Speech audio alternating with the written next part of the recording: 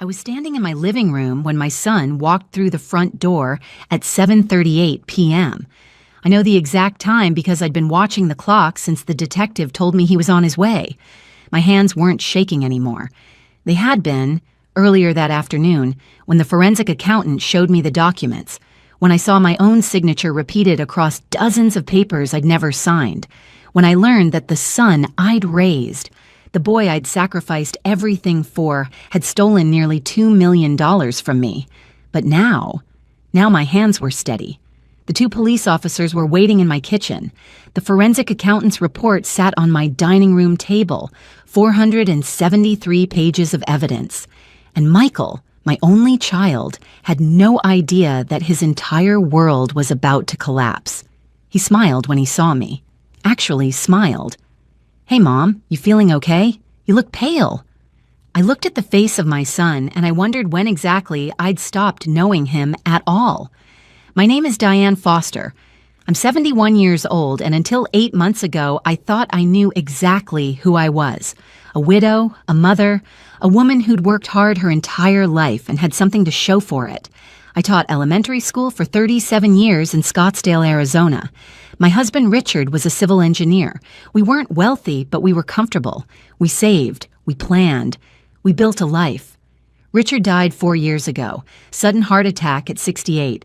One moment he was laughing at something on the television, the next moment he was gone. They say you never really prepare for that kind of loss, and they're right. The grief was suffocating, but I had Michael, my son, my 39-year-old boy who lived just 20 minutes away. He'd always been attentive, but after Richard died, Michael became my rock. He called every day, visited 3 times a week, helped me manage the bills because, honestly, Richard had always handled the finances, and I was overwhelmed. Michael would bring dinner. We'd eat together. He'd sort through the mail with me, explain what needed to be paid, what forms needed signing. He was patient, kind, everything a grieving mother could ask for. I trusted him completely. That was my first mistake. After Richard died, I inherited everything. Our home, worth about $600,000. Richard's life insurance, another $400,000. His retirement accounts, investment portfolio. Together, it came to roughly $1.8 million. It wasn't a fortune, but it was security. It meant I'd never be a burden to anyone. It meant I could age with dignity. It meant freedom. Michael had always been good with numbers. He worked in real estate development, or at least that's what he told me. He'd had some rough patches over the years, a divorce when he was 32 that left him financially strained. He'd called me crying when Jennifer, his ex-wife, filed the papers. I'd helped him with the lawyer fees. Then there were business ventures that didn't work out, a restaurant partnership that went bankrupt, an investment in a tech startup that folded. Each time he'd bounce back. Each time I'd been there to help if he needed it. Sometimes a few thousand here, a loan there. He always said he'd pay me back. He never did, but I never asked. He was my son.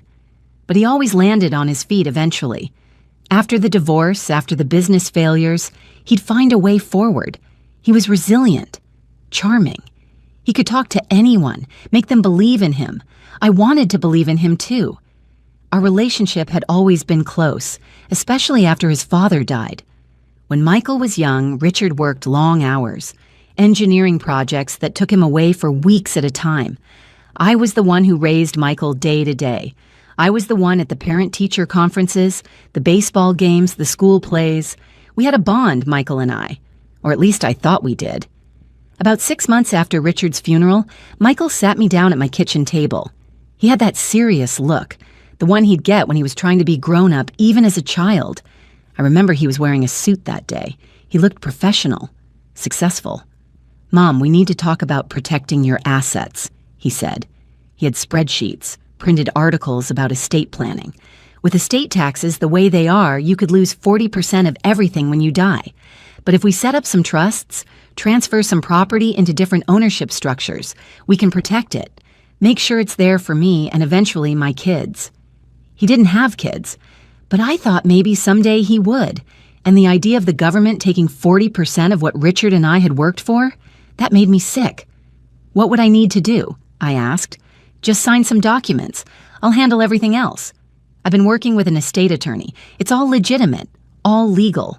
You won't have to worry about a thing. I signed papers that night, and then I signed more papers the next month, and the month after that. Michael would bring them to dinner, explain them quickly while we ate, and I'd sign where he indicated. He'd say things like, just a transfer document, or refinancing paperwork, or trust restructuring. It all sounded so official, so proper. And I was still deep in grief, still foggy, still just trying to get through each day. I never read them carefully. I trusted him. That was my second mistake. 2 years passed, then 3. Life developed a rhythm. I volunteered at the library. I had my book club, my neighbors, my small circle of friends. Michael continued to visit. He'd take me to doctor's appointments, help me with technology when my computer acted up. We'd celebrate holidays together. But I started noticing small things. Michael always seemed to have money, new car, expensive watches. He took trips to Hawaii, to Europe. When I'd ask about work, he'd be vague. Real estate's good, Mom. Really good. I thought maybe he'd finally found his stride. I was proud of him. Meanwhile, I lived modestly. My teacher's pension covered my expenses. The house was paid off. I didn't touch the inheritance much because I wanted it to last, wanted it to be there if I ever needed long-term care. That money was my safety net, or so I thought. Last March, I got a phone call that changed everything. It was from a title company in Phoenix. A woman with a pleasant voice asked if I was Diane Foster, owner of a rental property on Camelback Road. I don't own any rental property, I told her. There was a pause. Ma'am, according to our records, you've owned this property for 6 years. We're calling because the tenants are moving out and we need to schedule a final walkthrough. My stomach dropped. There must be some mistake. I only own my home. Let me verify the address we have on file for you, she said. She read my address, my exact address. She even had my date of birth, my social security number, the last 4 digits at least. I told her I'd call her back. My hands were shaking so badly I could barely hang up the phone. I sat at my kitchen table for 20 minutes trying to make sense of it. A mistake, I thought. Just a paperwork error. These things happen. Identity theft, maybe. Someone using my information fraudulently. But something about it felt wrong, felt personal. I called Michael. He didn't answer. I left a voicemail. Honey, I got a strange call about a property I supposedly own. Can you call me back? It's important. He called back 3 hours later. What property? I told him what the title company said. There was a brief silence.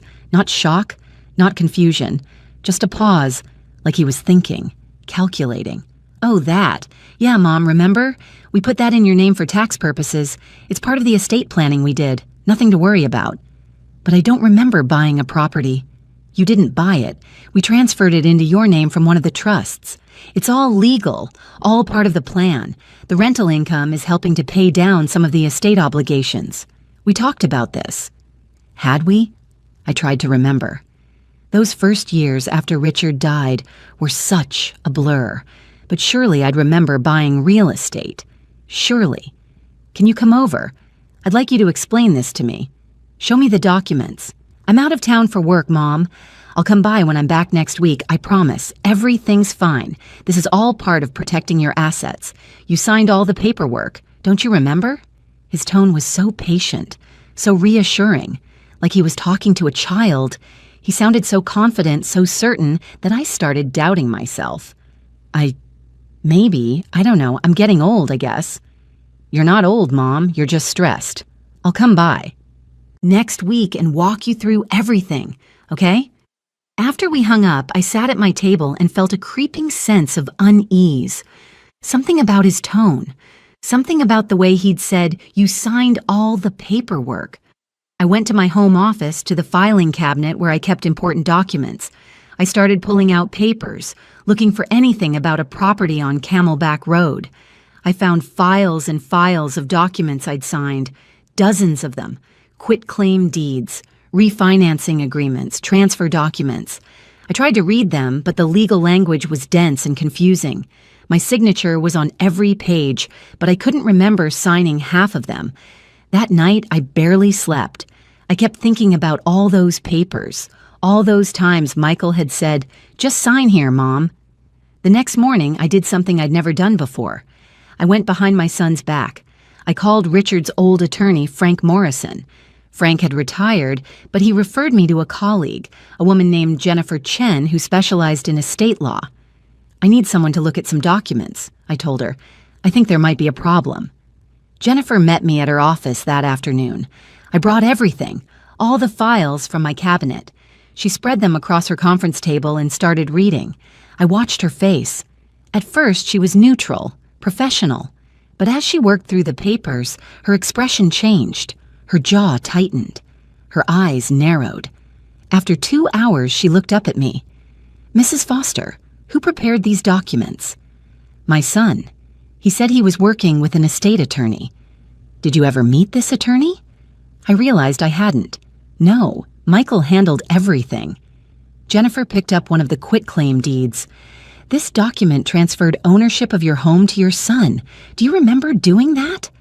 The room started spinning. "What?" "According to this, signed 3 years ago, you gave your house to Michael. It's in his name now."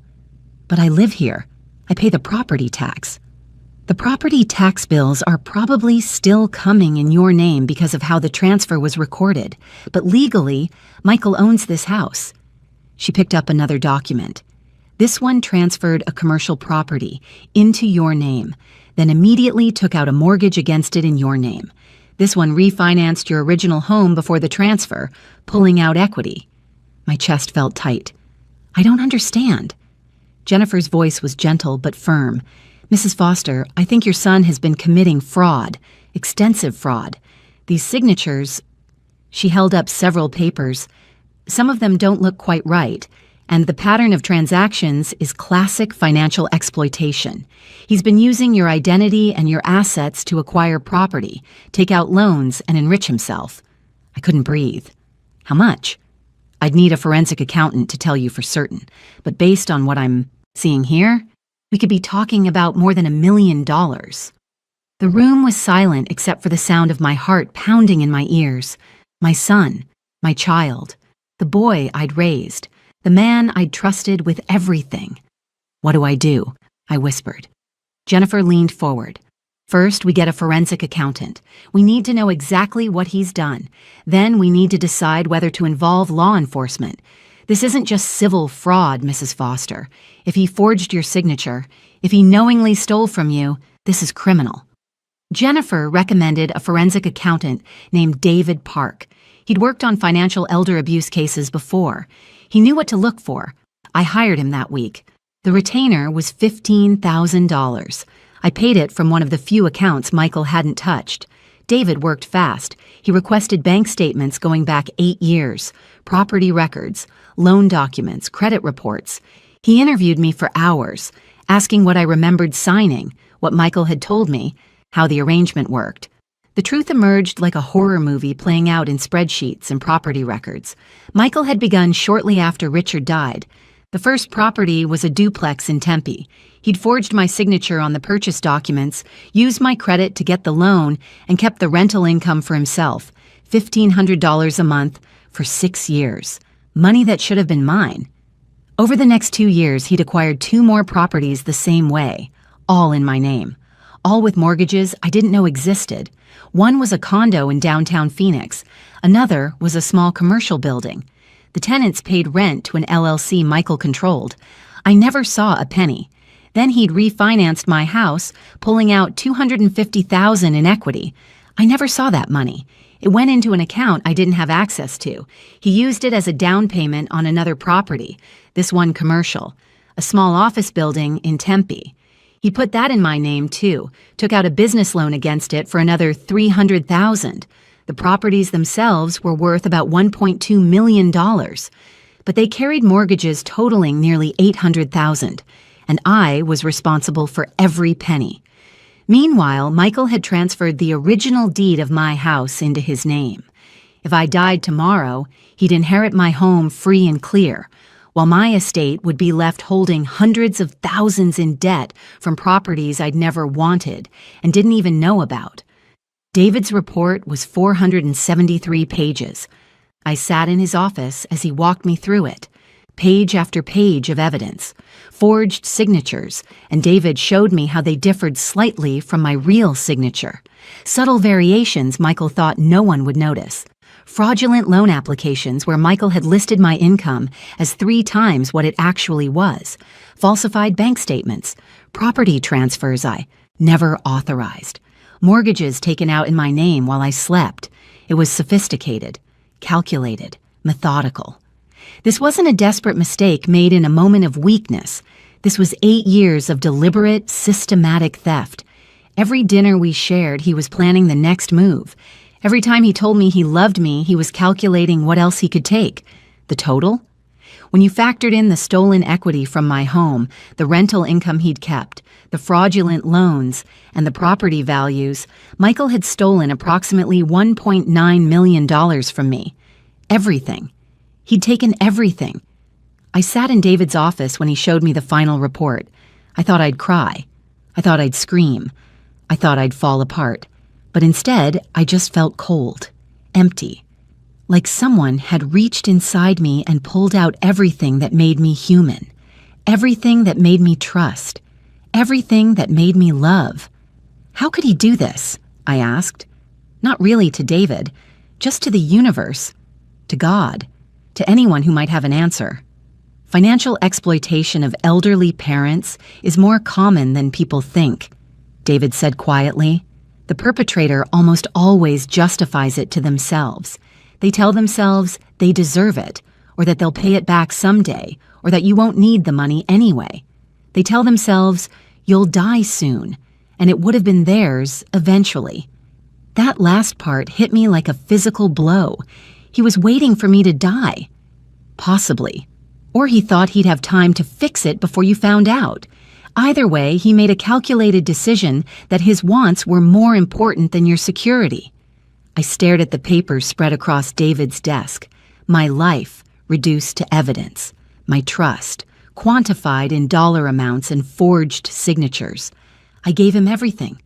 When he was struggling, I helped him. When his marriage ended, I was there. When his businesses failed, I never made him feel like a failure. I loved him unconditionally. That's what made you vulnerable, David said. Unconditional love, trust. Those are supposed to be good things, beautiful things. He weaponized them. That's not your fault, Mrs. Foster. That's his. I went home that night and looked at the photos on my walls. Michael as a baby, red-faced and screaming, minutes after birth. I remembered that day so clearly. The joy, the overwhelming love. That tiny, perfect human who needed me for everything. Michael as a toddler, chocolate smeared across his face, laughing. I'd taken that photo at his 3rd birthday party. Michael at 10 holding his first-place spelling bee trophy. He'd been so proud, I'd been proud of him. Michael at his high school graduation. At his wedding to Jennifer, both of them young and hopeful. I'd paid for that wedding. $15,000. A gift, not a loan. All these moments. All this history, all this love. And somewhere along the way, the boy in those photos had become someone I didn't know, someone who could smile at me over dinner while robbing me blind, someone who could fake concern while I grieved for Richard, all the while planning how to exploit that grief. I cried that night, not soft tears, gut-wrenching sobs that came from somewhere deep inside. I cried for the son I thought I had. I cried for the trust that was broken. I cried for myself, for the years I'd lost, for the security I'd thought I had. But when the sun came up the next morning, I was done crying. Jennifer called me the next morning. I have David's report. Diane, this is ironclad. We have him dead to rights. The question is what you want to do about it. What are my options?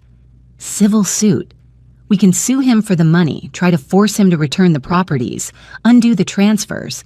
It'll take years and cost hundreds of thousands in legal fees.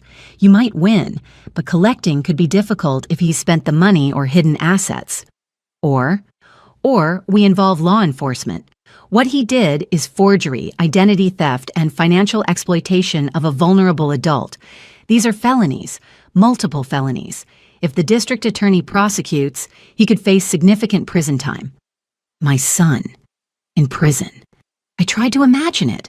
Part of me recoiled, but another part, a part I didn't know existed, felt something else. Something harder. If I press charges, what happens to me? To my assets? The properties in your name would likely be seized as evidence. Eventually, with the fraud proven, you could petition to have the mortgages declared fraudulent and discharged. Your home could be transferred back to you. It's complicated, but you'd have a strong case for making yourself whole again. How long would it take? 2 years, maybe 3. But Diane, I need you to understand something. If you do this, if you press charges, you're destroying your son's life. He'll have a criminal record. He might go to prison. Your relationship will never recover. Are you prepared for that? I thought about the last 4 years, all those dinners, all those times he'd looked me in the eye and lied, all those signatures he'd forged while I grieved for my husband. He'd calculated every move. He'd watched me suffer and seen an opportunity. He'd counted on my love, my grief, my trust, and he'd weaponized all of it. Something shifted in me then, a kind of clarity I'd never experienced. My son had made his choice. Now I was making mine. Yes, I said. My voice didn't waver. I'm prepared. Do it. I called the Scottsdale Police Department that afternoon. They transferred me to the Financial Crimes Unit. I spoke with Detective Sarah Ramirez. I told her everything. She listened without interrupting. Mrs. Foster, can you come to the station? I'd like to take your full statement. I drove there the next morning. I brought David's report. Jennifer came with me. We sat in an interview room for 4 hours. Detective Ramirez went through every detail. She was thorough, professional. She didn't show emotion, but I could tell she was angry on my behalf. This is one of the most extensive cases of elder fraud I've seen, she said. The premeditation here, the length of time, the amount stolen. Mrs. Foster, I'm going to be honest with you. If we pursue this, your son is looking at multiple felony counts. He could face 15 to 20 years. Jennifer squeezed my hand. I took a breath. What do you need from me? I need you to be certain. Once we arrest him, once this starts, there's no going back. Your son will know you're the one who turned him in. Are you ready for that? I thought about my life, about Richard, who'd worked until his heart gave out, about all those years I'd spent teaching, shaping young minds, trying to make the world a little better, about the future I'd planned, the security I thought I had. Michael had taken it all, not because he needed it, not because I'd failed him, but because he could, because I was convenient, because I trusted him. I'm ready, I said. Detective Ramirez nodded. Then let's bring him in. They couldn't arrest Michael on the street or at work. Too public, too much risk he'd run. Detective Ramirez wanted to bring him in quietly. She asked if I could get him to come to my house. Can you call him? Tell him you need to talk about something important. Don't give details. Act normal. I called Michael that evening. My voice didn't shake. I was surprised by that. Hey, sweetheart, he answered. What's up? I need to talk to you about something. Can you come by tonight? Is everything okay? You sound weird. I'm fine. I just need to see you. Around 7:30? There was a pause. Sure, Mom. I'll be there.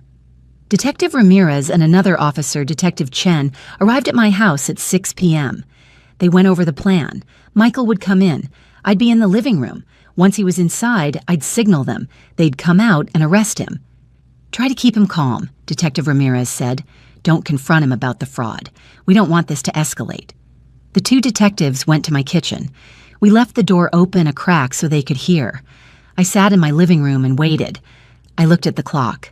6:30, 7, 7:15. I thought about calling it off. He was still my son, but then I thought about those forged signatures. I thought about how he'd smiled at me over dinner while robbing me blind. I thought about what my life would look like if I did nothing. Broke, possibly homeless, beholden to him for everything while he owned the house I'd built with Richard. No. I stayed in my chair and watched the clock. 7:38. The doorbell rang. I stood. My legs were steady. I walked to the door, my hand on the knob, and I took one last breath before opening it. Michael stood there with a grocery bag. I brought Chinese food, Figured we could eat while we talk. He looked so normal.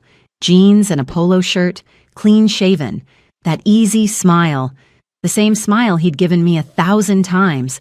I could smell the food, something with garlic. How many times had he stood in this doorway? How many times had I been grateful to see him? "Come in," I said. He walked past me into the living room, set the bag on the coffee table, started unpacking containers. "So, what did you want to talk about? You sounded stressed on the phone." I looked at him, really looked at him, searched his face for any sign of guilt, any indication that he knew what he'd done was wrong. I saw nothing, just casual confidence. "Michael," I said quietly, "I need to tell you something." The kitchen door opened. Detective Ramirez and Detective Chen walked out, badges visible. Michael's face changed. The smile dropped. His eyes went wide. "What? What's going on?"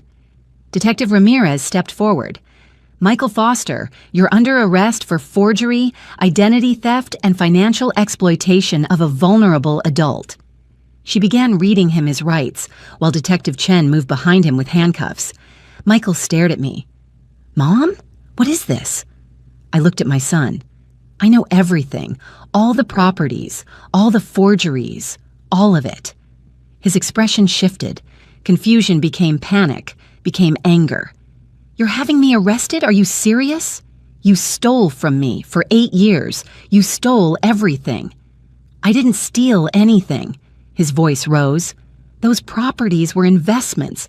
I was managing your money. You forged my signature. You knew what you were signing." Detective Chen was putting the handcuffs on him now. Michael jerked away. "Get off me. Mom, tell them you knew." "I didn't know," I said. My voice was calm, clear. "You lied to me. You used my grief. You stole my home." "This is insane," he was yelling now. "I'm your son. I took care of you. I was there when Dad died, and this is how you repay me." Repay him. The words hung in the air, as if his kindness had been a transaction, as if being there for your grieving mother entitled you to rob her blind. "Michael," Detective Ramirez said firmly, "you need to calm down." "She's confused," he shouted. "She's old. She doesn't understand what she's doing." That's when something inside me hardened completely. He was still trying to manipulate, still trying to use my age, my supposed weakness to escape consequences. "I understand perfectly," I said. "You're a thief, you're a liar, and you're not my son anymore." His face went pale. For a moment, he looked like he might cry. Then the anger returned. "You'll regret this. You're going to lose everything anyway. Those properties have mortgages. You think you can manage that? You can't even use your own cell. Phone without help." Detective Ramirez pulled him toward the door. "That's enough." "Mom, please." His voice broke. "Don't do this. We can fix this. I'll pay you back. I promise."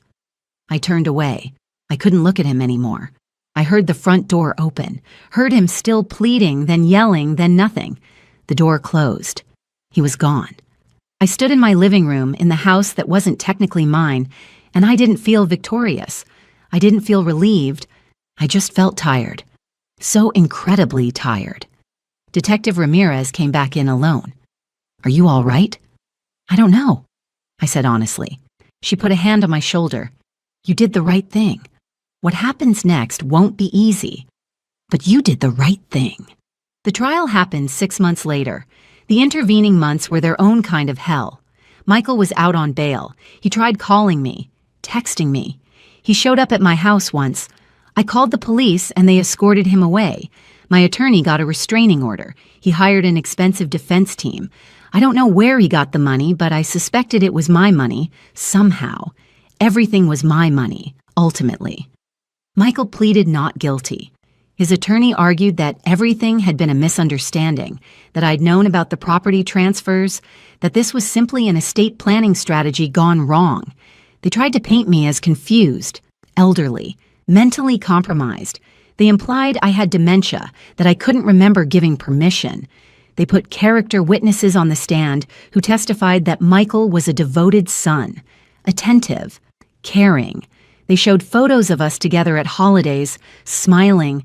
They made it sound like I was ungrateful, vindictive, a bitter old woman who'd misunderstood sophisticated financial planning. But David's report destroyed that narrative. The prosecution brought in handwriting experts who testified that dozens of signatures were forgeries. They showed how Michael had practiced copying my signature, how the pressure points and letter formations were slightly off.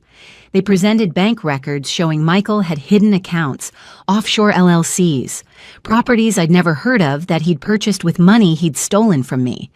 They showed testimony from title companies and mortgage brokers he'd lied to, telling them I was aware of the transactions, forging documents that claimed I'd appeared in person when I never had. They produced email chains where he'd discussed his strategy with associates. In one email, he'd actually written, "The old lady signs whatever I put in front of her. She has no idea what's happening." The old lady. That's what he'd called me. When I testified, I told the truth. I looked at the jury, 12 people who didn't know me, and I told them everything. About Richard's death, about my grief, about how much I'd trusted my son, about the day I found out. I didn't cry on the stand. I'd cried enough. I just told them the facts. Michael's attorney tried to rattle me on cross-examination. "Mrs. Foster, isn't it true you have trouble remembering things?" "I remember perfectly well that I didn't sign those documents," I said. "But you signed many documents with your son, correct?" "I signed documents he showed me, documents he lied about, documents that weren't what he claimed they were." The jury deliberated for 3 hours. Guilty on all counts. The judge sentenced him to 12 years in prison. With good behavior, he might serve 8. He's in a state facility outside Phoenix now. He sent me letters. I haven't opened them. The properties were seized. With Jennifer's help, we proved the mortgages were fraudulent, obtained through forged documents. 2 of them were discharged entirely. One I had to settle for 30 cents on the dollar. My home was transferred back into my name. It took almost 2 years, but I got most of it back. Not all. The legal fees were substantial, the emotional cost higher still. But I survived. I'm 72 now. I still live in my house in Scottsdale. I still volunteer at the library. My book club meets every Wednesday. I see my friends. I take walks in the evenings when the desert air cools. My life looks almost the same from the outside, but something is different inside me. I'm stronger than I thought, more resilient. I learned that love and trust are precious things, and when someone violates them, you have to be willing to protect yourself, even if it costs you everything, even if it's your own child. People ask if I regret it, if I wish I'd handled it differently. The truth is, some nights I lie awake and think about Michael as a little boy. I remember teaching him to ride a bike, helping him with homework, holding him when he cried. That boy existed once. But the man who stole from me made his own choices. I couldn't let him destroy me, and I won't apologize for surviving. I'm still here, still standing, still living in my home, the one Richard and I built together, the one I almost lost. Michael took 8 years of my life, nearly $2 million, and any illusions I had about unconditional trust. But he didn't take me. He didn't win. At 72, I learned that sometimes the hardest thing and the right thing are the same thing. And I learned that I'm stronger than anyone, including myself, ever knew. That's not just enough. That's everything.